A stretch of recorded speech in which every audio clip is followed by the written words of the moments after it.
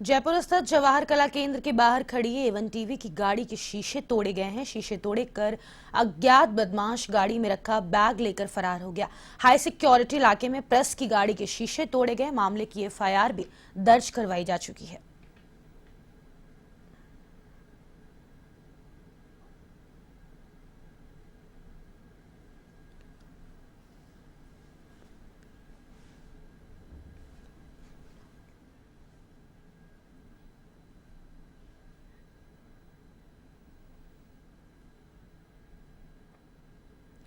ज्यादा जानकारी के लिए रुक कर लेते हैं संवाददाता मलखान मीना का। मलखान, कल देर शाम को एवन टीवी की गाड़ी के शीशे तोड़े गए हैं जवाहर कला केंद्र के बाहर हाई सिक्योरिटी के बीच। अभी तक की पुलिस कार्रवाई में क्या कुछ सामने आया है? क्या आरोपी को पकड़ लिया गया है? देखिए, बिल्कुल फातिमा जी, जिस तरह से कल देर रात्रि में जवाहर कला केंद्र के बाहर एक मीडिया की गाड़ी जो जिसके शीशे तोड़कर चोरों ने उसमें रखे एक बैग को पार कर लिया है। हालांकि देखिए, सबसे बड़ी चीज है, अभी तक पुलिस उन चोरों को नहीं पकड़ पाई है और लगातार पुलिस इस तरह से लापरवाही दिखा रही है कि जयपुर शहर में अगर इस तरह की घटना हो रही है और उसके बावजूद अगर पुलिस अपराधियों तक नहीं पहुंच पा रही, चोरों तक नहीं पहुंच पा रही, तो सबसे बड़ी चीज है कि पुलिस की लापरवाही सामने आ रही है। और एक बड़ी बात यह है कि जो इलाका हाई सिक्योरिटी था, पूरी तरह से तैनात थी वहां पर पुलिस, वहां कोई भी परिंदा पैर नहीं मार सकता था। पूरी तरह से वो इलाका जो सिक्योरिटी जोन में था कि वहां पर कोई भी 3 दिन तक और एक दिन पहले पूरी तरह से तमाम जो प्रदेश भर के एसएचओ थे, प्रदेश भर की पुलिस थी, वो वहां पर लगी हुई थी। और उसके बावजूद अगर वहां पर इस तरह की वारदात हो रही है तो माना जा रहा है कि जयपुर पुलिस की लापरवाही है, जयपुर पुलिस की लापरवाही देखने को मिल रही है। तो ऐसे में फिर अपराध कैसे रुकेगा? ऐसे में जयपुर राजधानी में अगर इस तरह की घटना हो रही और जहां देश के प्रधानमंत्री और केंद्रीय गृह मंत्री अमित शाह उस इलाके में आए और उस जगह अगर इस तरह की घटना हुई और उसके बावजूद भी अभी तक बजाज नगर थाना थाना एसएचओ कि किसी तरह की कोई एक्शन नहीं है, अभी तक उनके पुलिस की पकड़ से चोर दूर है, तो ये माना जा रहा है, लगता है कि राजधानी की पुलिस का किसी भी तरह का कोई खौफ नहीं है चोरों में। और ऐसे में जयपुर राजधानी में आए दिन जो घटनाएं होती हैं वो हो सकता है इसी वजह से हो कि पुलिस कर्मचारी हैं वो लापरवाही दिखा रहे हों। और ऐसे में देखिए, सबसे बड़ी चीज है कि देखा जा रहा है कि जब भारतीय जनता पार्टी की सरकार नहीं थी, कांग्रेस पर आरोप लगाए जा रहे थे कि जयपुर में अपराध बढ़ रहे हैं, चोरी के मामले बढ़ रहे हैं, लेकिन अब भारतीय जनता पार्टी की सरकार है तो ऐसे में कई चीजें देखने को मिल रही हैं कि हर कोई कहता है कि हम कानून व्यवस्था सुधारेंगे, लेकिन आज अगर जयपुर की बात करें, कल का जो मामला हुआ है और अभी तक चोरों को पुलिस नहीं पकड़ पाई, वहां पूरी तरह से सीसीटीवी फुटेज थे, सीसीटीवी फुटेज खंगालने चाहिए थे।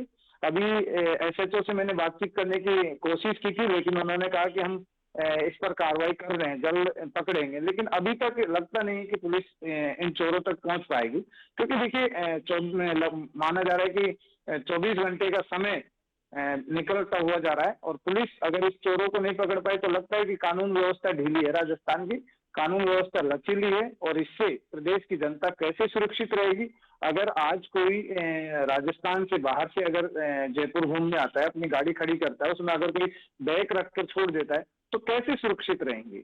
ये पुलिस प्रशासन पर सवाल भी खड़े होते हैं और मानते हैं कि जहां देश का प्रधानमंत्री नरेंद्र मोदी और केंद्रीय गृह मंत्री अमित शाह उस इलाके में आए और वहां पूरी तरह से वो जोन जो सिक्योरिटी के तौर पर पूरी तरह से तैनात थे कि यहाँ कोई भी परिंदा पैर नहीं मार सकता, ऐसे में वहां चोर कैसे पहुंच गए?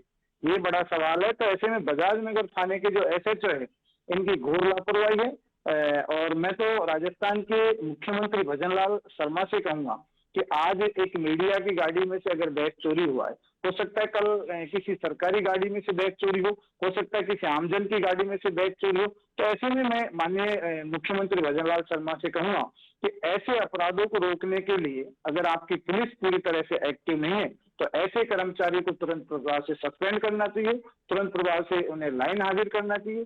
जब इस तरह की घटनाएं, अगर छोटी छोटी घटना पुलिस नहीं रोक पाई तो बड़ी घटना पर कैसे काबू कर पाएगी? और जब देश की प्रधानमंत्री लगातार 3 दिन तक जयपुर में पूरे देश भर के, पूरे भारत भर के डीजी, आईजी उनकी प्रेस कॉन्फ्रेंस कर रहे थे और उसमें एक ही पाठ पढ़ाया जा रहा था कि आतंकवाद को कैसा रोका जाए, क्राइम को कैसे रोका जाए, चोरी को कैसे रोके जाए। तो ये पाठ क्या राजस्थान की पुलिस को समझ में नहीं आया? जब देश के प्रधानमंत्री नरेंद्र मोदी और केंद्रीय गृह मंत्री बार बार एक पाठ पढ़ाने की कोशिश कर रहे हैं कि कंट्रोल किया जाए क्राइम पर, चोरियों पर कंट्रोल किया जाए, तो ऐसे में क्या राजस्थान पुलिस के अधिकारियों को प्रधानमंत्री का ये पाठ समझ में नहीं आया? जब प्रधानमंत्री एयरपोर्ट पे पहुंचते हैं, दिल्ली नहीं पहुंचते, उससे पहले उसी इलाके में इस तरह की घटना हो रही है। तो लगता है कि मुझे राजस्थान की पुलिस ऐसी व्यवस्था, कानून व्यवस्था में लापरवाही दिखा रही है। हो सकता है कि इनका चोरों के साथ मिली जुली हो, तो ऐसे में चोरों को क्यों नहीं पकड़ रही? क्या वजह है, क्या कारण है? बजाज नगर एसएचओ अभी भी लापरवाही बरत रहे हैं। तो मैं तो राजस्थान के मुख्यमंत्री और गृह विभाग के जो मंत्री हैं उनसे भी कहना चाहूंगा कि ऐसे पुलिसकर्मी को, ऐसे एसएचओ को तुरंत प्रभाव से सस्पेंड करना चाहिए। एक्शन में सरकार को आना चाहिए। जब एक मीडिया कर्मी की गाड़ी से बैग चोरी हो रहा है और अभी तक मुलजिम बेखौफ घूम रहे हैं, चोर बेखौफ घूम रहे हैं, तो उन पर कार्रवाई पुलिस को करनी चाहिए। अन्यथा राजस्थान में मुझे नहीं लगता कि कानून व्यवस्था मजबूत रहेगी, कानून व्यवस्था पूरी तरह लचीली रहेगी। और ऐसे में जब आज मीडिया की गाड़ी सुरक्षित नहीं है, तो हो सकता है आमजन की गाड़ी सुरक्षित नहीं है, आमजन खुद सुरक्षित नहीं रहे। तो कैसे आप देखते हैं फातिमा जी, जयपुर में लगातार कई बार स्कैनिंग, चैन स्कैनिंग के मामले सामने आते हैं। तो महिला अगर कैसे जा पाएंगी बाजारों में, कैसे महिला अपने आप को सुरक्षित मानेगी? भारतीय जनता पार्टी कहती थी कि हम महिलाओं के सम्मान में मैदान में हैं, तो आज वो कई घटनाएं जयपुर में देखने मिलती है। तो मैं तो राजस्थान के माननीय मुख्यमंत्री महोदय से निवेदन करूंगा और ये हमारे तमाम जो एवन टीवी के दर्शक हैं उनसे भी कहूंगा कि इस तरह की अगर घटना राजस्थान की सरकार करे तो माना जा रहा है कि आपके लिए कोई सुरक्षा के प्रबंध पूरी तरह से अभी तक सरकार की तरफ से कुछ भी नहीं है। तो ऐसे में आमजन को और राजस्थान के मुख्यमंत्री को आमजन की तरफ देखते हुए तुरंत प्रभाव से ऐसे कर्मचारियों पर, ऐसे अधिकारियों पर कार्रवाई करनी चाहिए। चलिए, बहुत शुक्रिया मलखान तमाम जानकारी के लिए।